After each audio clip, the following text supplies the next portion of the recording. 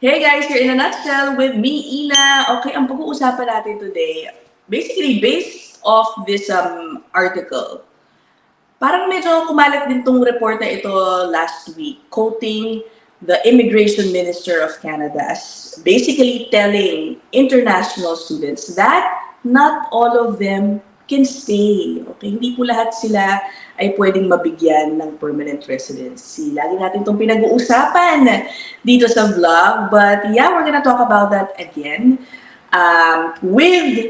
Nagbabalik na naman po dito sa In a Nutshell, si Dayanara Impuerto. Siya po ay isang registered, naku magkakamali ako sa RCIC, Registered Canadian Immigration Consultant. Yan, of course. And also the owner of Empuerto Bantigue Immigration Consultancy. Naku, para sa mga magtatanong kasi sa previous episodes ko with Dayanara, some are asking kung paano daw siya makontak.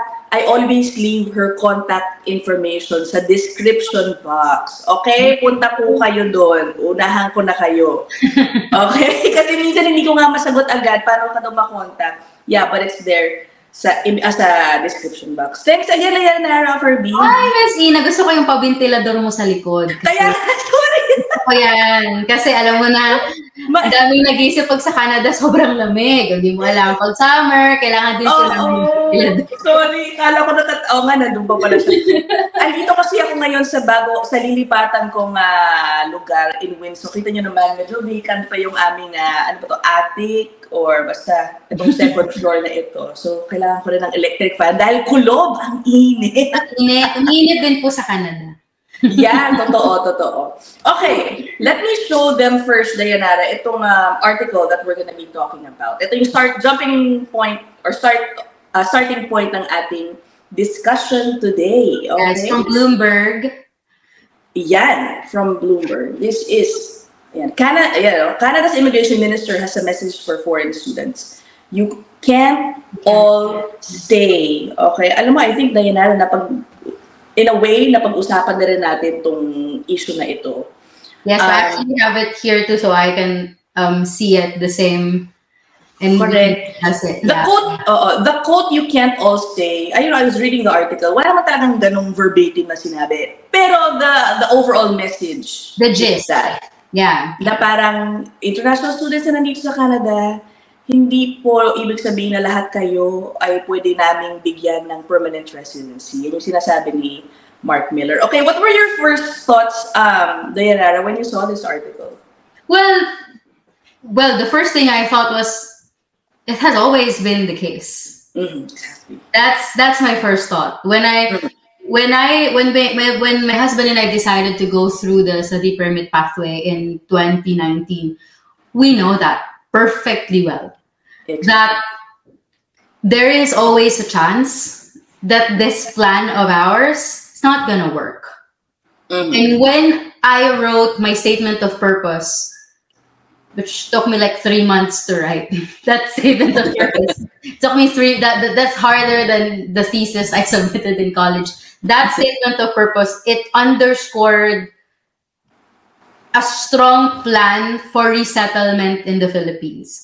Because that's what is required of international students, is to demonstrate how you're going to use this program that you took in Canada in your home country. Paano mo siya magagamit? So, which reminds me, Dayanara, sorry alam mo, yan yung minsan ginagamit na response against international students, who feel frustrated about being, let's say, declined or nahihirapan maging permanent residency. Ang sinasabi, kayo man nag-apply ko ng student visa, di ba yun yung sasabihin nyo, hindi, uuwi ako ng Pilipinas o kung sa bahay ko nang galing. But ano ba talaga ang logic nun? It's not like you were lying. Were you lying about it? Technically, di ba? Ano ba explanation dyan? Well, not really. It's just that by law, when you apply for a study permit, you're applying for a temporary resident status. A study permit holder is a temporary resident. That's by law. It's under that temporary resident status. Kaya po pag nag-a-apply tayo ng, kaya nagsasubmit ka ng web form, pag magsasubmit ka under study permit or a visitor visa or a work permit, it's all under temporary residence. Because that's really, a study permit, someone applying for a study permit is applying to stay in Canada temporarily. Mm-hmm. So, more than 6 months, but less than, depende sa tagal po ng program mo. So, by nature, when you write your letter, that's your thought. Your thought is, I'm only staying in Canada temporarily. I have to convince the visa officer that my stay in Canada is temporary. That's why your choice of program, your home ties, your properties in the Philippines, your insurance, your government contributions, all of those should be used to indicate, a strong tie to your home country. Yeah, okay. Because at the time of your application, it's temporary. But that doesn't mean that you don't have the chance to apply for permanent residency in the future. Yeah. Parang Canada, by law, doesn't prevent, temporary residents from applying for permanent residency. Yeah. Oo. Pero yung iba, Dayanara, how come they do the dual intent? Di ba may ganon? Yes. Parang mag-open sila. And when is that advisable? Actually, I never advise dual intent. I never do. Because it doesn't give you an advantage. A lot of people say na, pag sinabi mo kasi nag-dual intent ako, mas honest ako. Yeah, ganun. Yeah, honest ako sa gusto kong sabihin. Gusto ko naman talaga kasi mag-stay permanently. But when we studied it when I studied sa immigration and citizenship law, when these officers assess you based, with dual intent, they're still okay. That we're gonna listen to you. You said you wanna stay here permanently, but when we assess your application, we're still gonna look at the temporariness of it. So the same thing, they will still check your home ties, they will still check your program. It's just that you're more honest, let's say, with your intent na you want to stay permanently, but it doesn't, kaya po kasi nagdudual intent yung iba is para hindi na daw sila magpe-present ng home ties, para hindi na daw sila magpe-present ng plans after their studies sa Pilipinas o kung saan silang bansa pupunta. That doesn't follow. It's not true. With dual intent. I see. At least na-clarify natin yan. Yes. Okay. Sige. Now, let's go back to the article. Yes. Nako, ang root kasi nga, I think, ng problemang ito, bakit pa kasi si Dayanara, sabi niya, sila mag-asawa, when they applied for the international student pathway, they knew all along that, there is always a possibility na mapapauwi sila. Yes. But apparently, some have a difficult time accepting that reality. Okay, kaya, tinan mo, yung quote dito, ni Mr. Mark Miller. Okay. Ito. That should never be the promise. Yes. Ito yung tinutukoy na, naku po, may advertisement ba dito? Tatanggalin ko na lang yung ad. That should never be the promise. Yung permanent residency. People should be coming here to educate themselves and perhaps go home and bring those skills back to their country. And that hasn't always been the recent case. Nakalimutan kong i-highlight. Ito pala yan. Okay? Okay, I'll be frank about this, Dayanara. There is a country na laging napag-uusapan, a specific country na laging pinag-uusapan on social media especially. If you check YouTube, ang daming vlogs coming from their country na talagang grabe yung pagbenta sa mga estudyante doon. True. Talagang parang may brochure na step by step pa nga eh. Apply student visa, work agad, get your PR status, and then bring your family. Na parang kumbaga automatic at gano'n na talaga kasimple ang mga bagay-bagay. Yeah. And some are saying na, naku, dahil dyan, dinagsa ngayon ng mga galing po sa bansang yun ng Canada. And doon medyo dumami talaga ng gusto at nagkaroon ng problem. What do you see? What's your comment on that? Well, one is, if we're going to look at it from the point of view of us Filipinos, what is the reason why we want to go to Canada? It's because we want to provide a better life for ourselves and our family. If we look at it from that point of view, then we can kind of understand them. Because if we look at their country, generally lives of people there are also not like really well. They don't live well. Their weather, how much they're paid per day based on the job that they have. I mean, very similar to the case of us Filipinos, which is why we decide to go abroad. A lot of us Filipinos go abroad, not just in Canada, but in other countries. So in that case, I can empathize and sympathize with them. Yes. What I don't like is how they were, kumbaga, engaged or how they were encouraged based on false advertising, based on false promises na hindi, pagdating, when you go to Canada, when you land, you can work, you can apply for PR while working. It has never been the case. It has never been 100% sure. Although each province, they provide, certain PR pathways where international students have an advantage. Diba? Parang gumagawa yung mga provinces ng mga pathway for PR na specialized for international students. International students are given advantage sa express entry. May special points ang Canadian experience, Canadian education. Oh. Parang, international students are given advantage, but they are never given the assurance. And that's the mistake that, that unfortunately Canada... Hindi ko rin naman masisi yung government kasi napakahirap nun control. Yeah. And by the way, hindi man kasing rampant sa Pilipinas. Meron ding mga nanggaganyan sa Pilipinas, huwag kayong magpapapataw sa mga ganyan. Totoo yun. I was scrolling like one of these agencies based in Baguio, and they were saying, apply for your permanent residency to the study permit pathway, ganyan. And then they invite different schools, ganyan.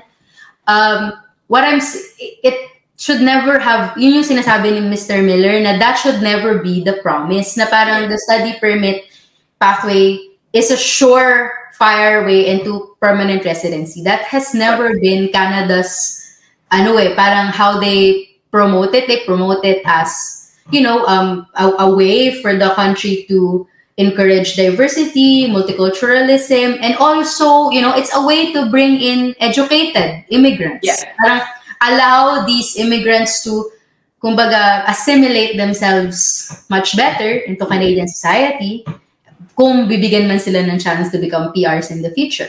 It's an advantage. Parang, to summarize, the study permit can be seen as an advantage for a person towards applying for permanent residency, but it's not a certain guarantee, a guaranteed way to stay here more permanent. Okay. At ngayon na nga, ito na. Sobrang dami. Alam nyo namang lahat. Napakaraming mga international students na dumagsapo dito sa Canada. Some sectors are blaming international students for the different,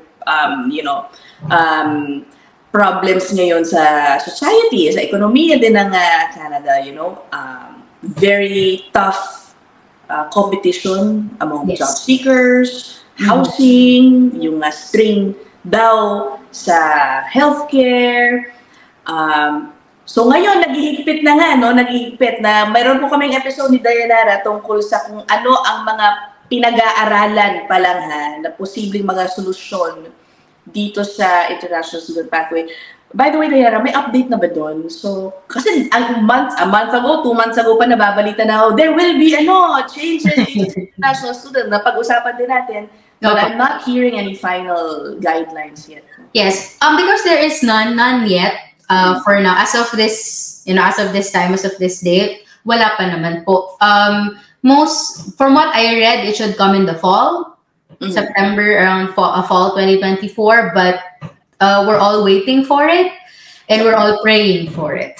Yeah, okay. But definitely, Dayanara, I guess you would agree that the general observation or sentiment is talagang pinahihirapan na ng government ng Canada ang paggamit sa student pathway as a means to become permanent resident. Tama ba yun? Yes, and not just actually the study permit pathway, even workers, even those who came to Canada under LMIA, they're having a difficult time.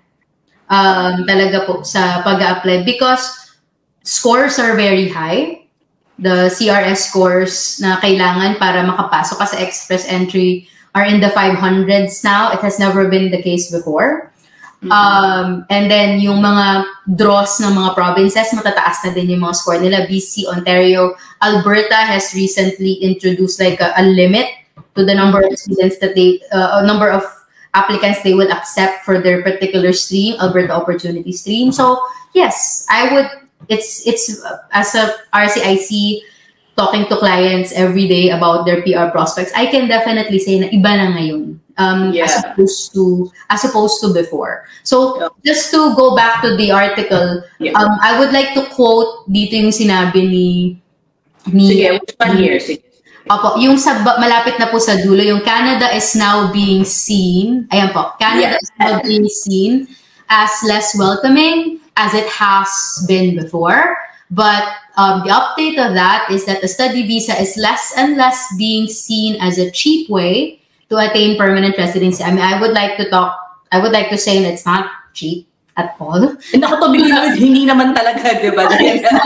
It's not cheap, but as a probably a quicker way to attain permanent residency or entry into Canada, and more of a qualitative proposition, which is where we want to see it go back to its original intent. So if we're going to assess what he said he wants the study visa pathway to be more of a qualitative proposition. So they're not sabihin nun, yeah. So if I were to interpret it when we say qualitative, it's the quality now of the international students who will come in and not just the number. Siguro po kasi before, when Canada began this program, they're not really thinking about the quantity because their goal is, okay, we are getting skilled, educated people who may one day become a good part of our society. And then they pay. Diba? They pay higher than domestic students. So there's that additional advantage. So quantity was never part of the conversation. Kumbaga, it's okay, however many you are. And baka po kasi nung panahon din na yun, hindi rin naman sobrang dami yung nag-apply. Yeah, exactly. Diba po? Who would have thought? I guess who would have thought that it would have blown up into sa ganito kadami. But what they want now is for it to return to its qualitative aspect, meaning instead of accepting all of them, whatever program you have, whoever you are, they want it now to be quality. Like, what's your program? Can this program lead to an in-demand occupation which can help the country, supplement yung labor market issues na meron siya, yung labor shortages na meron siya. Okay. So if I'm going to interpret it like that, they don't want parang di ba po kasi ang naging issue is merong mga schools na nasa ibabaw ng mall, merong mga mga ganon. They don't want the study permit pathway to be used as a diploma mill na parang basta nilang makapagbigay ng diploma, basta nilang makapagpatapos, basta nilang mabigyan ng PGWP. They want it to have quality in it. Meaning, these students that we will let in are students who may one day help the labor shortages that we have in this country. Because it's real. It is correct. So that's how I would interpret it. Oh, sige. O, Diana, so how do you see this? What you're talking about is, parang more applicable to those who might still be, thinking about whether or not dapat pa bang ituloy nila ang kagustuhan nila maging international students. But how do you see this impacting those who are already here? Should they be worried about this? Qualitative, ano ang kinuha kong course? Para lang makapasok dito yung kinuha ko. How do I make myself now more, ano pa tawag dito? How do I increase my chances rather now of becoming PR if, I want to be PR? Yes. So, one is I would see how it is possible for me to join these in-demand occupations. Because under the postgraduate work permit, a postgraduate work permit is a type of open work permit. So when you are in an open work permit or under open work permit, you can essentially join any occupation, any field. So I would see, can I use this to join the trades? Kasi the trades are a little bit easier to penetrate compared to healthcare. Diba? So, I have clients who are open work permit holders who applied for their PR because they became glass workers, they became woodworking technicians, they became scaffolders, insulators. That's one. That's how I would utilize it. Number two, I would see if it's possible for me to go to a place where even if I'm a business graduate, I can still have a chance to get a good job and apply for PR. What are those areas? Saskatchewan is one. Oh, okay. Saskatchewan is specifically Moose Jaw. Why do I like Moose Jaw, Saskatchewan? Because it's also part of our NIP, which is closed but is set to open in the fall. It's part of the Rural and Northern Immigration Pilot, which gives you 2 pathways for PR, yung provincial nomination nila doon and yung RNIP. I will also look at Northern Ontario, the northern cities, Thunder Bay, Sault Ste. Marie, Sudbury, yeah. And then I will also look at Atlantic Canada. All right. So, but do you have to do you advise those who might consider that na only those dapat na may ganitong course before going to, let's say, Saskatchewan or Atlantic? What I would advise po, ma'am, is probably talk to, let's say, an immigration consultant or a lawyer to see if that's really your only option. Okay. Kasi sometimes meron naman palang posibleng option na tingnan. Hindi lang natin nasilip. Kasi, syempre, hindi naman lahat po ay expert pagdating sa ganun. Hindi naman lahat, like, for me, I studied it, I do it every day, I search it every day, so I know it. So, talk to someone that you trust, preferably someone regulated, like a lawyer or a consultant, before you decide on this with your family. Kasi syempre, you're not just moving yourself, you're moving your entire family. Another good strategy I see people do is, yung student nagsistay, for example, sa Toronto kasi doon siya nag-aaral. And then yung open work permit holder, dahil open work permit naman siya yung nag-e-explore. Tama, may ganun. Siya yung lumilipat. That's also another strategy that you can employ to provide you with more chances. Yes, kasi yung mangyayari, yung open work permit holder, eventually, siya yung magiging primary applicant na lang, di ba? Yes. For PR. That's what happened to us, nung nag-apply po kami. Ang akala ko ako yung mag-a-apply ng PR. Ako yung naka-ready na mag-apply ng PR kasi ako yung nag-aral. So parang ang understanding ko, ako yung makakakuha ng 1-year experience, ganyan. Turns out, my husband, who, when he came to Canada, talaga ang sabi niya, kahit anong trabaho kukunin ko. And yun yung mindset na sinasabi ko sa mga kliyente ko na, yun ang mindset nyo dapat. Na kung ano muna yung makuha yung trabaho, kuhanin nyo muna siya. Yun muna. Because you never know if it'll lead to permanent residence. And in my husband's case, that was the case. I never even went through PGWP. Oh, talaga? Gano'ng kabilis? I never went through PGWP. We came in November 2019. My husband got employed in that company February 2020. We applied for PR May 2021, got our PR September 2021. Wow! So, anong naging nakuha niyang job na yun? Poultry preparer. So, wow! Talaga, tapos for PR siya. That's not even a skilled position. That's not even tier 0, 1, 2, or 3. That's, I think, 5 or 4. That's a low skilled position. But that was in demand. Diba? That's in demand. Diba? In Ontario. So that's something na you can, that's the type of information you can get from talking to someone instead of just blindly going through the process. Yeah, okay. Kanina, Diana, you talked about some parang specialized, hindi naman talaga specialized, like pathways for international students being opened up in different provinces. Can you expound a little bit more on that? Ano yan? Kasi I guess that's another option, Definitely. Wag na silang lumipat. Baka hindi lang nila alam na meron palang available specific career pathway, Parang ganun ba yun? For that particular province. Opo.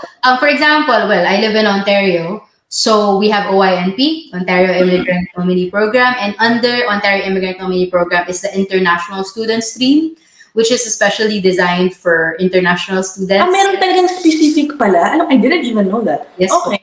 There's a specific path.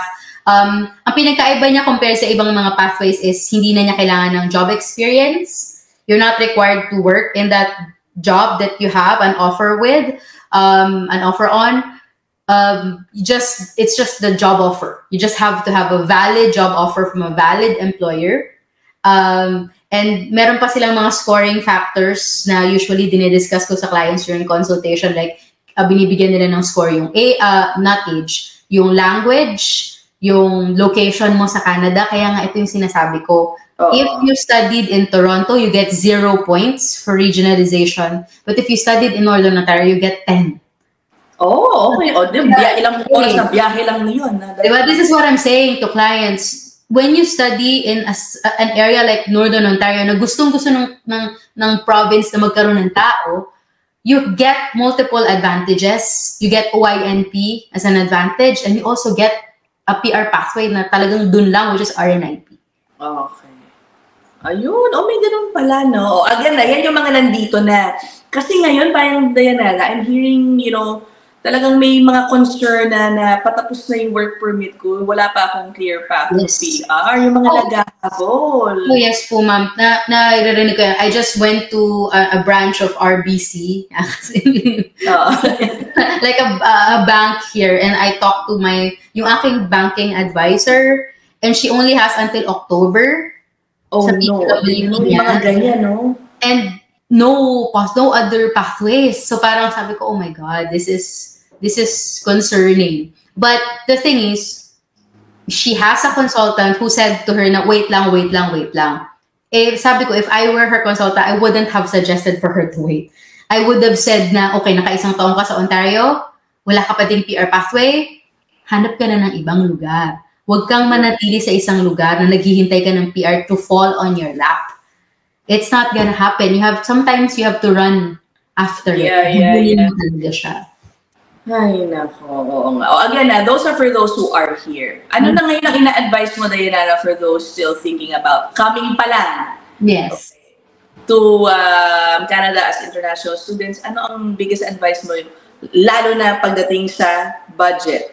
Okay? Mm-hmm. Dapat ba full na ang kanilang full payment na ang handa nila for their school? Ano na ba? Well, dapat naman po talaga, ma'am. Kasi, di ba, yun naman ang requirement talaga ng Canada. 1 year tuition plus, depending on the number of family members, starting at $21,000 for a single person. Dapat naman po talaga ready yung 1 year tuition. But, syempre, hindi naman lahat ay may ganong klaseng amount of money.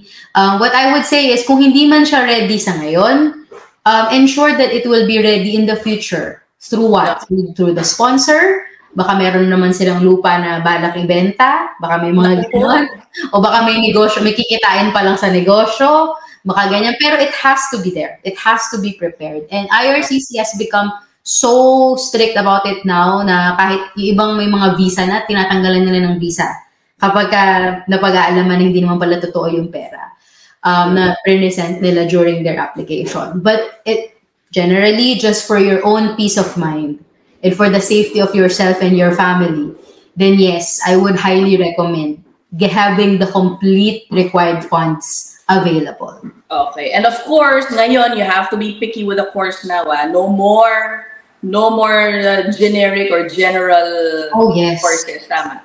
No? Yes. I just spoke to like a parent na nagpapaaral sa Canada. Yung 3 anak niya binigyan ng associate degree program ng agency na pinuntahan nila sa Pilipinas. Associate degree programs are usually used to bridge yung papunta sa university. Kunyari, mag-aaral ka muna ng 2 years of Associate of Science, papunta sa isang healthcare program sa university. Usually ganon. It's a bridging program. It's not usually designed to provide you with any skills.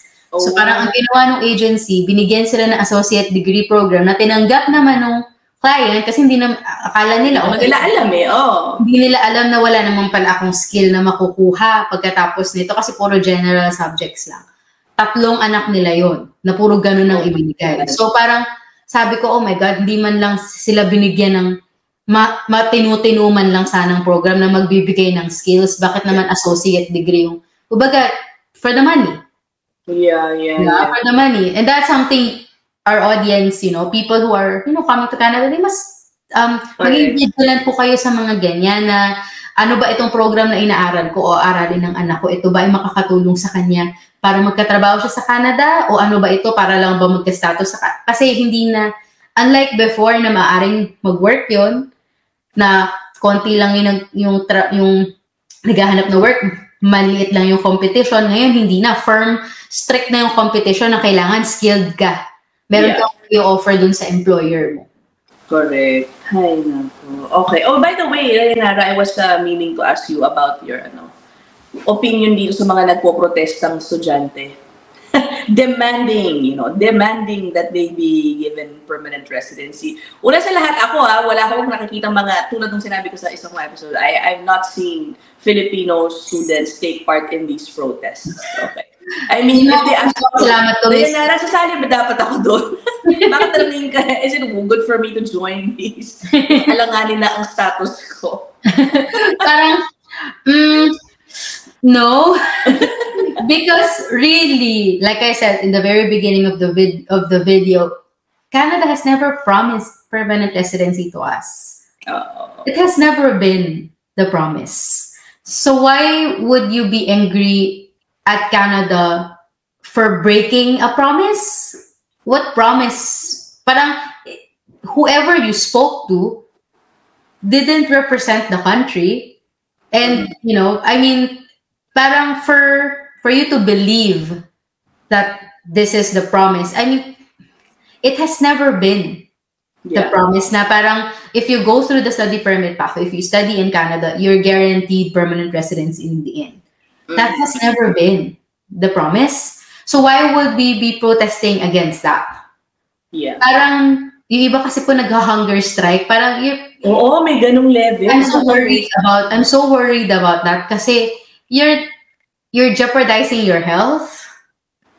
Parang instead of protesting, just be proactive about it. Try to find other ways to circumvent your situation. To see kung saang aspeto ka ba maaaring makapag-adjust, where you can adjust. I have seen clients na, tapos na yung PGWP namin, anong gagawin namin? Ang like ko sinasabi sa kanila, dalawa lang po yan. Either mag-aral yung isa sa inyo, yung asawa mo, or maghanap kayo ng LMIA. Yeah. Between those two choices, a lot of them go through the study permit again. Or yung iba, nakakahanap sila ng LMIA. There's always a solution. And probably explore those solutions first. Parang reroute your energy towards finding a solution instead of, striking or doing hunger. It doesn't help. It doesn't. Sige. Before I ask my last question, meron ba akong baka na-miss na point doon sa original article natin, Dayanara, that you might wanna expound on? Teka nga, nawala ko na naman yung Hold on, sorry about that. Meron lang ako isang point dito na nakita ko na it made me hopeful. Yan yung dun sa part na nakita ko dun sa article ko. Dun sa yung po sa changes to sa bandang taas po, Ms. Ina. Ayan po yung may 5%. Ayan. Changes to immigration policy. Doon po sa pinakamababang paragraph. Ayan po. Ayan nakalagay. So parang changes to immigration policy will need discussion among governments and business. So as you can see, they interview businesses. Diba? Yeah. They don't just interview governments. They also interview stakeholders like businesses. Kasi sila yung usually nangangailangan ng tao, usually post ng trabaho pero wala pa rin nag-apply, ganyan. Now, the Trudeau administration is also looking at how a separate program that allows companies to apply to bring in temporary foreign workers who has been used and abused. People who went through abuse by their employers. Correct. Oo. Saka yung mga mismong employers yata yan abusing the temporary foreign workers program. Yes. So parang meron po kasi, syempre po may mga employers na mababait, employers who are kind, responsive, and some employers who are not. So parang what their plan probably is to reward those employers who are responsive and kind and law-abiding. By providing them a way to hire more people more easily. Kasi po napakahirap ng LMIA. So this is something we may, one day look forward to. And then ang nakalagay po is he has committed to reducing the proportion of temporary residents to 5% of the population because it's now nearly 7%. So when we say reduce the proportion of temporary residents, ang laging interpretation dito is, hindi na sila magpapapasok. Kasi, hindi na sila when you say temporary residents, these are students and workers. Okay. Okay, hindi na sila magpapasok ng students. Talagang ang impression sa iba, ayaw na nila tumanggap. Yes, opo. But when I look at it, what I remember is the time during the pandemic when they launched a special program. It's called PR to PR, Temporary Resident to Permanent Resident Program, which, helped a lot of temporary residents in Canada apply for PR during the pandemic. That's how I remember. That's what I remembered when I saw this part na when we say reduce the proportion of temporary residents, they can do it in multiple ways. One is reduce yung mga pumapasok. Two is provide PR pathways to temporary residents already here. Yan. They can do that. Yeah, nga. Technically, reducing the temporary. Yes, by helping them become permanent residents in the future.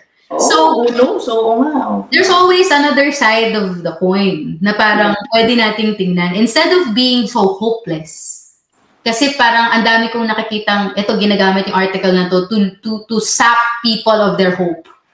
Na parang to drain them of the will to continue in Canada. Diba? Parang, instead of doing that, we can always redirect it into a more positive, hopeful outlook na hindi naman laging kailangan doon lang tayo sa negative na katingin. Correct. Basta walang bibitaw, nandito na kayo lalo na, no? Do everything. Ang hirap makapasok. Ko nga sinasabi, ang hirap makapasok ng Canada, ang hirap makapasok at magkaroon ng chance dito na makapag-work. Nandito na.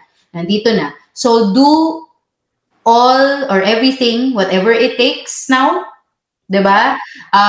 Do your best, diba? Legally. Of course. Legally, politely, on process. Ganyan, na parang do what it takes, do what you can. And ako naman po, lagi ako nandun sa mindset na, the Lord will provide. Yeah. If it's if Canada is meant to you, give it to you. All of the universe will align. I think that's Paulo Coelho, diba? The Alchemist. Everything in the universe will align. I don't know if it's The Alchemist. Matagal na. Hindi ko rin alam. Okay. All will align for, parang yung shinare ko po doon sa aking page. There was a time na nung panahon ko na yung asawa ko at ako ay burong parang ano-ano kami maghanap ng pera para makapagtuloy kami, ganyan. Kasi syempre, hindi naman po ganun kadali. At nung time na yun, nahirapan din ako maghanap ng trabaho. 2019 yun nahirapan ako as a student na maghanap ng trabaho, pero siya, nadalian siya. There was a time na talaga nagpupunta na kami sa mga loan sharks, ganyan. Oh, wow! Oh my God. Yes. There was that time. And now, here we are, 5 years later, hindi naman po naging smooth at all. Hindi naman siya parang ganun lang. It's really like that. So, what my advice would be is if you're going to do this on your own, do your research. Huwag po basta-basta maniniwala sa mga TikTok. Oo nga na. Always refer to the website because it's open to everyone. You can always send an email to me or I wouldn't, you don't need to book a consultation for just a question. Yeah, okay. You can always send a question and I will definitely answer. And if nandun na kayo sa part na, 2 taon na lang yung aking work permit, wala pa akong nakikita ng PR pathway, magtanong na po kayo para alam niyo na po kung ano yung gagawin at hindi kayo maubusan ng oras. Correct. Ay, nako. Okay, before we end this, just one more question din. Meron kasi I came across this YouTube report, pero hindi ko na muna ipapakita dito. Basically, raising the question of, ito bang gobyerno ng Canada ay ginagawa na lang scapegoat itong international students dahil sa failure nito basically, or sa failed immigration system. Parang gano'n yung nire-raise na question itong napanood ko. What do you think about that? Do you think, parang lahat na lang kasi sinisisi, yun ang sabi doon sa napanood ko, sinisisi lahat ng problema dito sa mga pagdagsa ng international students, mula nga housing, sa healthcare, parang gano'n. What do you think about that? Do you agree with it? Ginagamit na nga lang bang scapegoat yung mga international students? I think a portion of it. I think a portion of it is true. It's a snowball problem. So I started with one problem, snowballing into multiple problems. The fact that a lot of international students came, I think contributed to it. But when we say yung rise ng presyo ng mga bahay, it all began because of the pandemic. Okay. It was really because of the pandemic. Na yung mga, for example, I live in London, Ontario. I saw a lot of people from Toronto who became naging work from home workers, naging work from home sila. So, naghanap sila ng mga lugar na mas mura nilang mabibilhan, na mas malaki yung lugar para sa mga anak nila. Yeah, okay. That meant na napakaraming buyers from Toronto with higher income usually nagbebenta ng property sa Toronto na mas mahal, na mas marami silang equity na hawak, pupunta sila sa London, magkakaroon ng bidding, tataas yung presyo.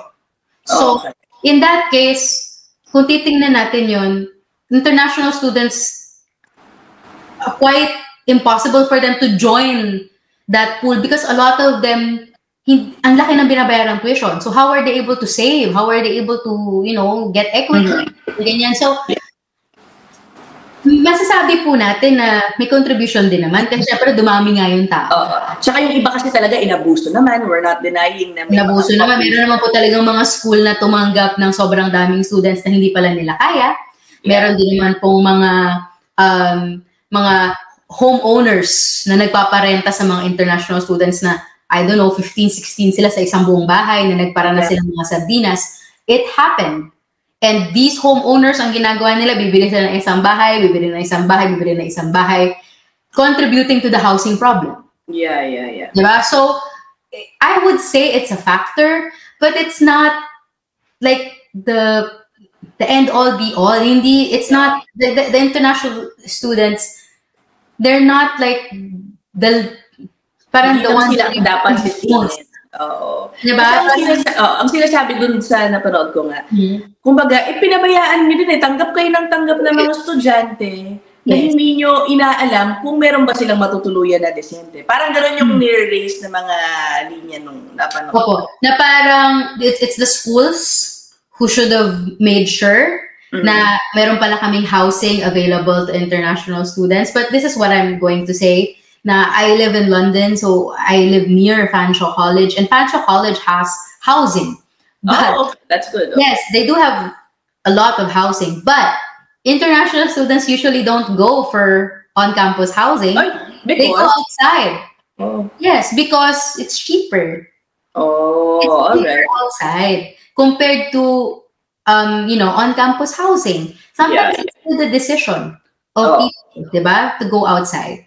But I wouldn't say na wala namang fault yung government. Meron naman po. Meron naman talaga. It's really, babalik tayo dun sa article, they forgot the qualitative aspect of the international student program. That it should have been better geared towards what Canada needs. Yeah. Which is what I think they're trying to do now. That's what they're trying to do now. This is really all going back to that na, okay, we can only afford to send or to accept this many students as compared to before. So let's make sure that they're, that they will become productive members of society, that these people will find work, these people will be able to adjust to Canadian society by contributing to the society. Yeah. Para sa mga hindi po nakakaalam pa or familiar dun sa mga potential changes sa student pathway, please watch our previous episode with ni Dayanara. Or send an email, send a message. Yes. Again, nasa description box ha. Kasi minsan late ako sumagot dun sa mga comments. Pasensya na kayo, but I will leave Dayanara's contact information in the description box. Yeah, you don't have to book a consultation for a question or two. I will tell you, usually, I tell clients na, okay, masyado na po tayong komplikado. Mag-book na po kayo kasi kailangan na natin ng parang talagang upuan ito. But, don't hesitate to send an email, send a question po. Pagka meron kayong mga ganyan, instead of going to TikTok. Always consult a registered consultant, whether immigration yan o education school, basta kailangan registered. Okay? That's the best way to go. Okay. Alright, thank you so much, Dayanara, again. Thank you so much po, Miss Lina. And to our viewers, thank you so much for watching the video. It's gonna be yung huli natin, ang daming nanood. Thank you so much for watching. And don't lose hope. There's always a way. If it is really for you, it's for you. Kumbaga, merong dasal at gawa. Yeah. Huwag kayong sumali sa mga protest, ha? Huwag muna, ha? Huwag muna. Huwag hunger strike. Huwag naman pong ganun. Oo, nakakala. Okay, we're ending this episode here, guys. Thank you so much. Thank you. Bye-bye. See you in the next episode. Bye!